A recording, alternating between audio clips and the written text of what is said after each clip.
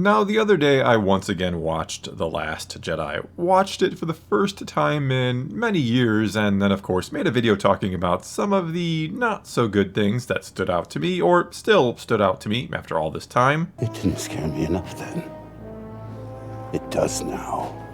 As well as, I talked about some of the things that maybe weren't so bad after all. I talked a little bit about the potential that was indeed there, or the things that actually worked in the film. In fact, while watching it, I realized that even though, yes, there is arguably a lot wrong with it, but there was one thing in particular that, if done differently, or if done differently by the character who made the decision, and I mentioned it in that initial video, and the decision was Rey taking Kylo's hand. But if that had happened, if she had joined him and started down the path to the dark side, even with everything else I didn't like about the film, or again that I thought was just plain bad, I probably would have still been intrigued to some degree about what came next, interested to see what they were going to do with Rey in the next film. Especially given that what was pretty much the biggest complaint about Rey going into The Last Jedi, and certainly coming out of it, was that she was too perfect. She was a Mary Sue character that just never failed. Which is a bit ironic, given the theme of The Last Jedi was that failure is the greatest teacher. And yet our main protagonist, she apparently didn't need to learn the lesson of the film.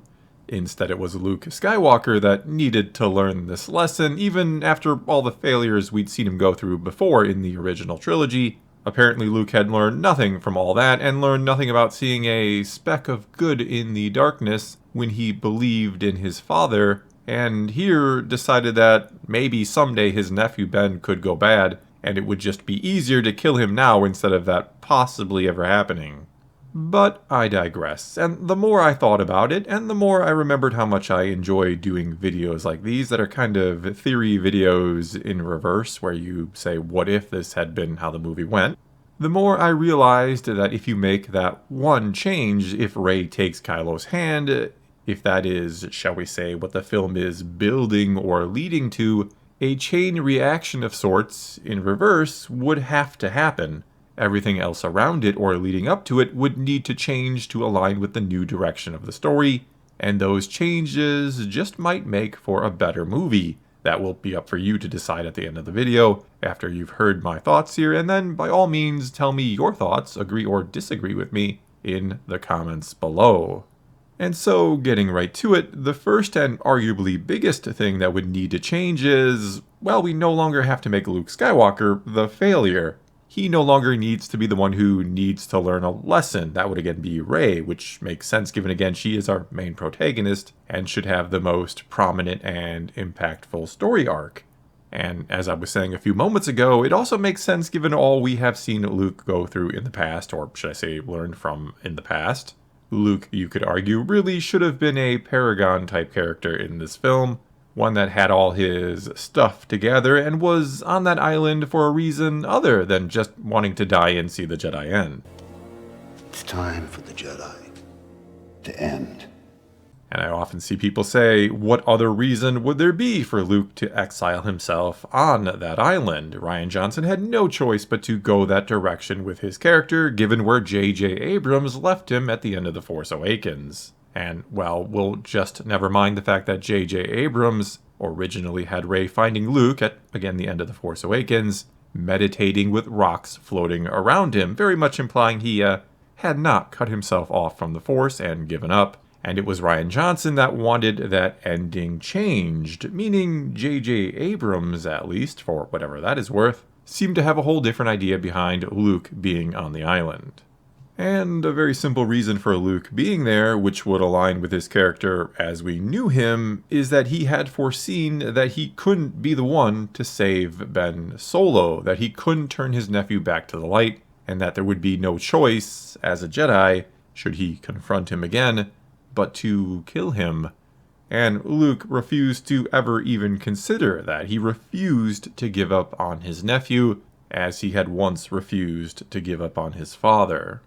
And so instead he believed, or again had foreseen, that there was one who could save Ben Solo, who would be led to the island, to the first Jedi Temple, by the Force ghosts. Hence Rey had the strange vision when she touched Anakin's lightsaber and even heard the voice of Obi-Wan telling her those were her first steps. Which, for Luke, is pretty much in line with what Obi-Wan and Yoda had done before, kinda to him, when they exiled themselves after failing against Palpatine. They now believed that Luke would be the one to defeat the Sith one day, and they put all their faith in him. And in that case too, in The Empire Strikes Back, Luke is spurred along by the Force ghost of Obi-Wan Kenobi, or told to go to Dagobah by him to be trained by Yoda. This is very much, thus far, a sort of mirror of The Empire Strikes Back. This very much rhymes like poetry with that film, you could even say. Again, it's like poetry, so if they rhyme. Every stanza kind of rhymes with the last one. Though, of course, where we will break the mirror is having Rey take Kylo's hand, whereas Luke rejected Vader. And we could argue one of the reasons Luke does reject Darth Vader in that film is because of his friends, that he already, shall we say, has found his place and purpose, and belongs somewhere else or has something else and doesn't need or want what his father offers him. However, Rey doesn't exactly have any of that, but is desperately searching for it. She wants more than anything to find her place. That is even right in the film itself, right in The Last Jedi. I need someone to show me my place in all this. And when Luke at one point asks her what she's actually here for, what she herself really wants... We need your help. The First Order's become unstoppable. Why are you here? That is basically the answer she gives. She just desperately wants to belong somewhere. And Luke, who knows a thing or two about attachments, might just see her desperate need to belong, her desire to have friends and family, but lacking it, as a potential issue or reason not to rush into training her. Now, I know that might sound cruel, that Luke of all people won't train Rey because she has no friends, though this might actually generate some sympathy for the character, which I think she's kind of lacking in this movie. But Luke would fear she really doesn't have a reason to be a Jedi other than to gain something for herself, which is kind of the opposite of why you would become a Jedi. They are the epitome of selflessness. That she isn't motivated by, say, compassion, but rather a fear of having nothing and no one for herself, which, yeah, is why she will ultimately take Kylo's hand in the end, because he offers her all the things she wants so badly. Furthermore, and pairing well with Rey not having a true purpose or reason to be a Jedi beyond not wanting to be lost and alone, Luke did not expect that she would be quite so powerful. Again, this was a big complaint people had about Rey, and something you could lean into and try to fix by leaning into it. That her power is going to tempt her. It is going to be a problem, not the solution for everything she faces. Make her being powerful and skilled without any training a big part of the plot or the point of the movie. Let us remember that the dark side is the quick and easy path. And Rey's power has indeed come too quickly and too easily, come without the wisdom and discipline to wield it properly. Again, even in the movie as is, they know this or flirt with this idea when, during her first lesson with Luke, she goes, as he says, right to the dark because it offers her something that she needs. You went straight to the dark. That place was trying to show me something. It's kind of crazy how, when you really stop and think about it, the pieces are in place, for the most part, to have Rey make the wrong decision and to join with Kylo, but the movie doesn't go there. Rian Johnson subverts our expectations at every turn, except for when it actually would be welcomed and make for an interesting story. Rey is already set up to make the wrong choice, but basically she doesn't because she's Rey. I'm right. But anyway, let's now move on to a different character. Let's move on to Finn, who could also be fixed by this change in direction for the character of Rey. We can now give him a much bigger and better character arc overall, one that sees him become that which pretty much everyone already wanted to see him become, which they teased that he would become, that of course being a Jedi. Now, how would we do that? Well, as I suggested in the initial video, the whole Canto Bight sequence of the film, and in theory the character of Rose Tico, could be scrapped and you lose essentially nothing. It is basically a side quest to give Finn something to do, because they apparently didn't know what else to do with him. And so we could just have it where they don't need a master codebreaker to sneak aboard the Supremacy, and Finn already knows a way to sneak on board. And again, as I suggested in that previous video, he could encounter a stormtrooper who sort of takes Rose's place as a potential love interest. And she recognizes him, and he must convince her to help him, to convince her that the First Order is actually bad and that they need to be stopped. And this stormtrooper would then be like an infection who spreads dissent to other stormtroopers and starts a rebellion among them that comes to fruition in Episode 9. And we can certainly keep all of that. But we could also have it where Finn, who, if you'll recall, takes from Leia the other part of the tracker that leads back to Rey, or is for Rey to be able to find the Resistance fleet once again, or to bring Luke back to it, I suppose. And thus, or so I would imagine, or we can simply make it so since we're changing things anyway. But that tracker would let Finn know that Rey, at one point in the film, towards the end of it, is getting really close to him, like really close, as in also aboard the Supremacy. And Finn, not in a million years suspecting Rey would willingly come here to try to save Kylo Ren, that would sound utterly ridiculous to him, but he would of course assume she had somehow been captured again and brought here and would want to save her. And as you might already be able to see coming, given the basis of this whole thing is Rey taking Kylo's hand, but Finn would, again with the tracker that leads right to Rey, he would be able to locate her in Snoke's throne room just in time to see her take Kylo's hand. And maybe he is able to confront her about it, maybe he isn't. Maybe he does and Kylo wants to kill him, but doesn't because Rey says not to. Rey is able to stop him somehow. There is a whole lot you could do with this, I suppose. But either way, Rey would leave Finn behind, whether choosing to or not knowing he saw. And she would also leave behind the Skywalker lightsaber.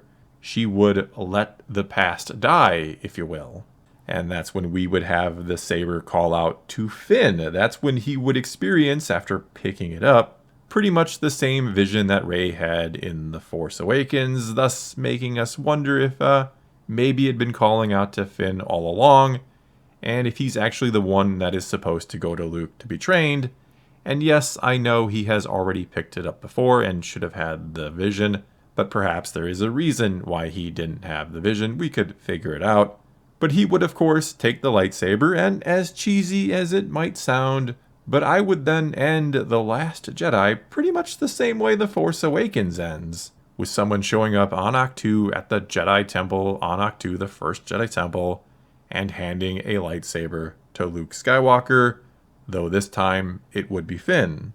Which also means that no, Luke doesn't kill himself, force projecting himself across the galaxy to save the Resistance. I would have it where Finn disabling the tracker kinda saves the Resistance, as well as maybe the actions of Poe Dameron. Something he did as well could save them, because in all honesty, I would change much about the slow space chase and much with Poe's character. Like I said in that other video, I do think it is the space chase. It is by far the worst or just dumbest part of the film. It makes the First Order look ridiculous that they wouldn't do anything but just follow 3 ships for 18 hours while they're supposed to be taking over the galaxy. But either way, these are the major character changes or plot changes I would make that would of course result from Rey again taking Kylo's hand. We could go into all sorts of other things that could change. Maybe I will in a future video. I don't know. We'll see how this one is received. I know a lot of people don't care about The Last Jedi anymore. It has been 7 years since it came out. But like I said before, I like doing these types of videos. I like changing things and seeing how the story could have gone or maybe should have gone. That one will again be up to you. And so it is going to be all I got for you this time. Now it is your turn to take to the comments below and tell me what you think about any and all of this. Do you like the idea of Rey taking Kylo's hand and then having it be Finn, who is set up to maybe be the hero of the final film? The one who will save Rey and maybe by extension or by default perhaps saves Kylo as well. Or maybe Finn is simply meant to do what Luke refuses to do, that being kill Kylo Ren, which he himself cannot. That Ben Solo cannot be saved. whatever the case may be, whatever you think about any of this, good or bad, leave a comment below. Let's talk some Star Wars. And until next time, thanks for watching.